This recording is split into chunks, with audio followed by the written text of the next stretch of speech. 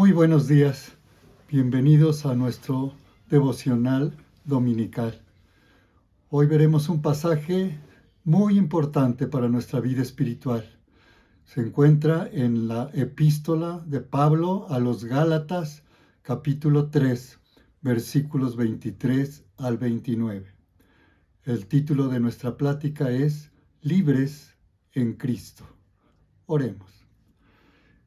Gracias te damos, Señor, por esta oportunidad que nos das de meditar en tu palabra. Te pedimos que tú nos guíes e ilumines nuestro corazón para recibir el mensaje que tú tienes para nosotros en este día. Por Jesucristo nuestro Señor te lo imploramos. Amén.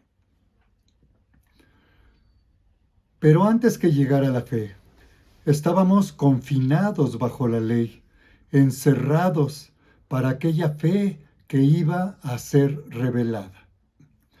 La frase antes que llegara la fe se refiere a la fe en el Señor Jesucristo, quien murió en la cruz por nosotros. La ley incluía a la misericordia, establecía un propiciatorio que era la tapa del arca de la alianza. Ahí se encontraba el lugar donde Dios entraba en contacto con su pueblo para perdonarlo. La ley preveía un altar donde ofrecían sacrificios por el pecado para obtener perdón y hallar la misericordia de Dios. Todos los sacrificios de la época de la ley señalaban directamente a Cristo. Por ello, el apóstol Pablo dijo que antes que llegara la época de la fe, estábamos guardados bajo la ley, encerrados en ella y bajo su custodia, hasta que viniese esa fe que iba a ser revelada. De esa manera, Dios protegía a su pueblo de los degradantes y malvados ritos paganos que practicaban los pueblos que les rodeaban. De manera que la ley ha sido nuestra guía para llevarnos a Cristo, a fin de que fuéramos justificados por la fe. Al leer este pasaje, Martín Lutero pudo decir: esta es mi epístola, yo estoy aferrado a ella. Es esta sección la que hizo impacto en ese joven inglés, Juan Wesley. Él fue enviado como misionero a los Estados Unidos y al llegar ahí dijo: yo vine a América con el propósito de convertir a los indios, pero ¿quién va a convertir a Juan Wesley? Al regresar a su país, a Inglaterra, una noche mientras caminaba por Aldersgate, escuchó la explicación de esta sección de Gálatas que le condujo a los pies del Señor Jesucristo. Y así, Juan Wesley fue utilizado por Dios para traer el más grande movimiento espiritual que el mundo había conocido hasta ese entonces en el habla inglesa. Pablo dejó bien claro que la ley mosaica no podía salvar, y en Romanos 4:5 expresó con claridad lo siguiente: pero al que no trabaja, sino cree que en aquel que justifica al impío, su fe le es contada por justicia. Dios rehusó aceptar las obras del ser humano para conceder la salvación. En el libro del profeta Isaías 64:6 leemos que la justicia del hombre era como trapos sucios a los ojos de Dios. Él no aceptó el guardar la ley para obtener la salvación, porque la ley no podía salvar, solo podía condenar. La ley no fue dada para salvar a los pecadores, sino para que ellos supieran que eran pecadores. No removía el pecado, sino que lo revelaba, lo ponía en evidencia. No podía evitar que el ser humano pecara, porque el pecado ya había llegado a la raza humana. La ley demuestra que el hombre es un ser detestable, vulgar, injusto, rebelde, sin ningún atractivo. Imaginemos por un momento que vamos al cuarto de baño de la casa, donde se encuentra el lavabo con su espejo, en la parte superior. El lavabo tiene un propósito, así como el espejo también tiene su función. Cuando tienes sucia la cara, vas al cuarto de baño para limpiarla. Está claro que no utilizas el espejo para limpiar la suciedad. El espejo solo te revela la mancha en tu rostro. Eso es lo que hace la ley, te muestra tu pecado. La palabra de Dios es el espejo que revela quiénes somos y lo que somos. Somos pecadores que se encuentran fuera y lejos de la presencia gloriosa de Dios. Y esto es lo que revela la ley de Dios.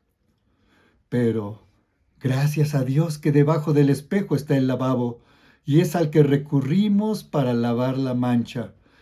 Ello nos recuerda las palabras de Juan en Apocalipsis 1:5, en las cuales se presenta a Jesucristo como el que nos ama y nos ha lavado de nuestros pecados con su sangre.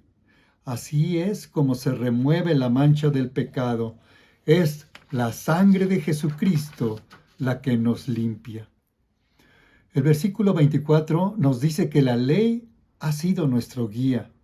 ¿Qué es lo que quiere decir con esto? De que es la ley que ha sido nuestro guía. También dice, pero ahora que ha venido la fe, ya no estamos bajo un guía.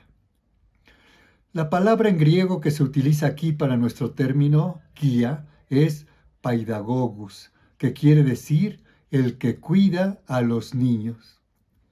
En Roma había ciertos esclavos o siervos que formaban parte del personal de la casa.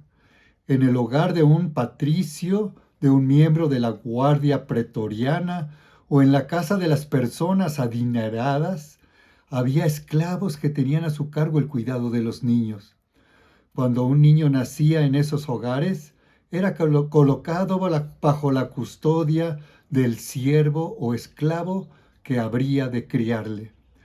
Le proporcionaba la ropa limpia, le bañaba y le reprendía o imponía un castigo cuando se lo merecía.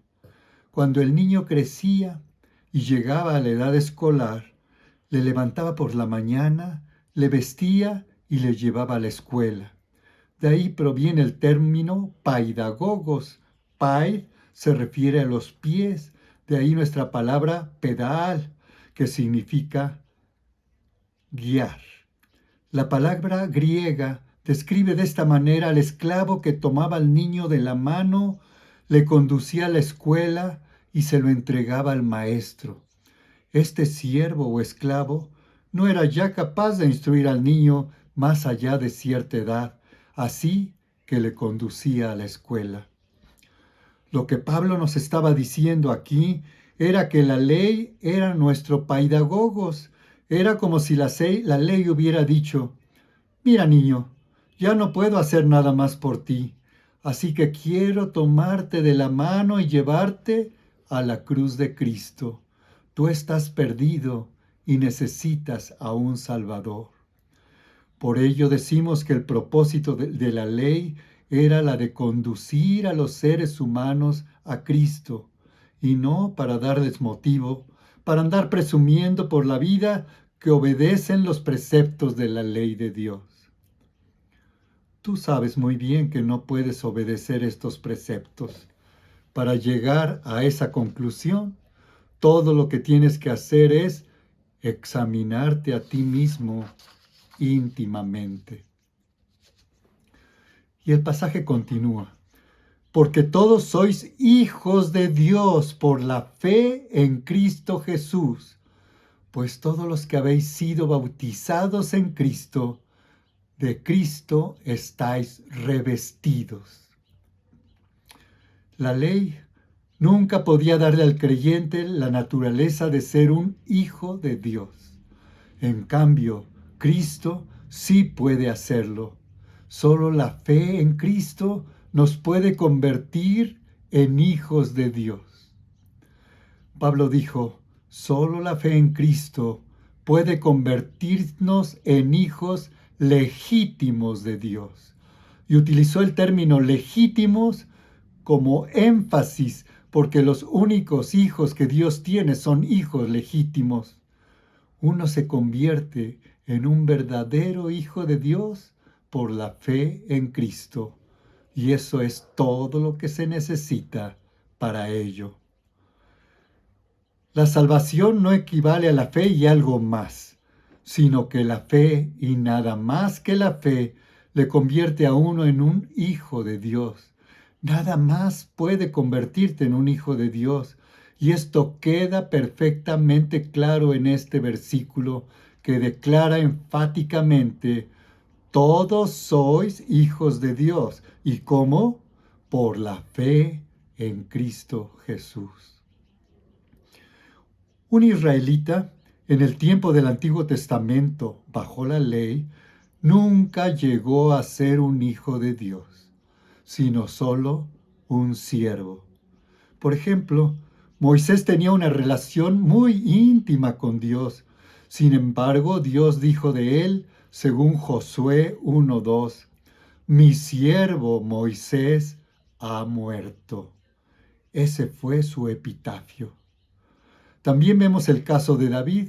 Aunque David era un hombre del agrado de Dios, conforme a su corazón, Dios le llamó en Primera de Reyes 11:38, mi siervo David. El Nuevo Testamento no nos deja duda. Nos dice en Juan 1:12, mas a todos los que le recibieron, a quienes creen en su nombre, les dio potestad de ser hechos hijos de Dios.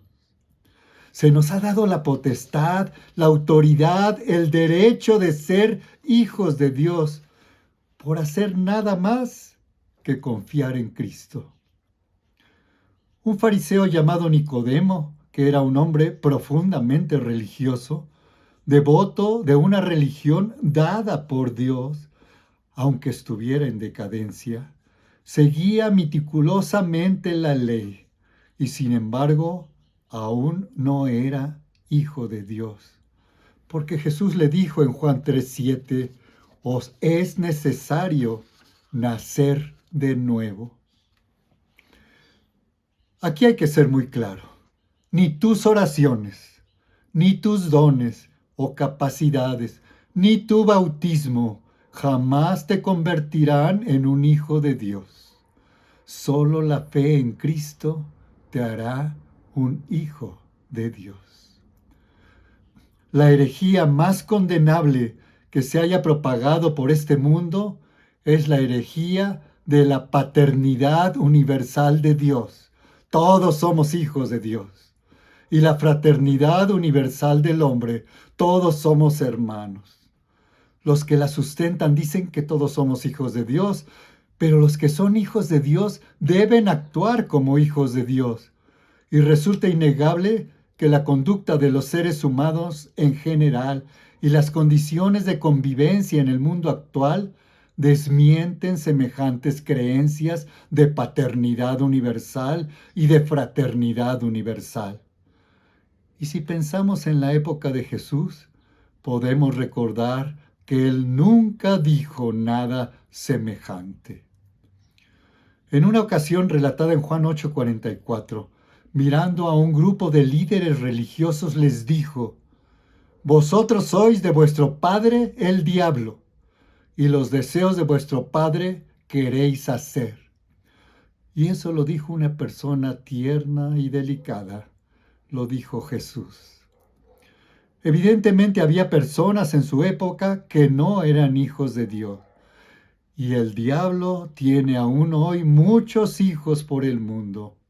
Ciertamente, ellos no son hijos de Dios. La única forma en que puedes convertirte en un hijo de Dios es por medio de la fe en Jesucristo. Continuamos con el estudio del pasaje. Pues todos los que habéis sido bautizados en Cristo, de Cristo estáis revestidos. Cabe aclarar que Pablo no estaba hablando del bautismo por agua. El bautismo por agua es un rito de gran importancia en el cristianismo pues mediante él damos testimonio público de nuestra fe en Jesucristo.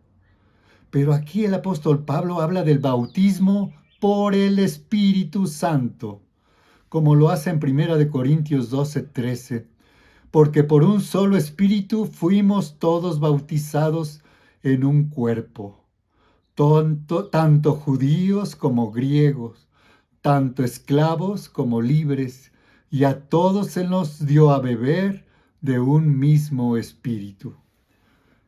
Este bautismo espiritual nos identifica, nos coloca en realidad y en verdad en el cuerpo de los creyentes, en la iglesia. Pues todos los que habéis sido bautizados en Cristo, de Cristo estáis revestidos. Dios te ve en Cristo y te ve completo a la luz de la perfección de Cristo. Tú no puedes agregar nada a eso. Ya no hay judío ni griego, no hay esclavo ni libre, no hay hombre ni mujer, porque todos vosotros sois uno en Cristo Jesús. En Cristo no existen barreras raciales. Cualquier persona que esté unida a Cristo es mi hermano o hermana. No importa cuál sea el color de su piel, porque lo que interesa es el color de su corazón. Solo si estamos unidos a Cristo, somos hechos uno. Damos gracias a Dios por esa realidad. Nos llamamos hermanos porque somos uno al estar unidos a Cristo y vamos a estar juntos por toda la eternidad. Al leer la frase no hay esclavo ni libre, pensamos en las personas de todas las edades que son actualmente explotadas para que algunos tengan grandes beneficios económicos. Por supuesto, lo único que puede unirnos a unos y a otros es la persona de Cristo. No hay mujer ni hombre. Recordamos la violencia de género en esta expresión y la desigualdad de oportunidades laborales que en la sociedad sufre la mujer. En este caso también, solo el estar unidos en Cristo puede lograr la relación armónica entre los sexos. Y si vosotros sois de Cristo, ciertamente descendientes de Abraham sois, y herederos según la promesa. ¿Cómo podemos ser nosotros descendientes de Abraham? Por el hecho de que Abraham fue salvo por la fe, y nosotros somos salvos por la fe en Jesucristo. Si yo estoy unido a Cristo, y tú también lo estás, ambos pertenecemos a la descendencia de Abraham, y somos herederos según la promesa de que por él todas las familias de la tierra serían bendecidas. Y esto es algo maravilloso. Oremos. Gracias Señor por esta tu palabra santa. Gracias porque ella nos enseña que por medio de la fe en Jesucristo podemos estar en comunión contigo. Ese es el único camino para acercarnos a ti.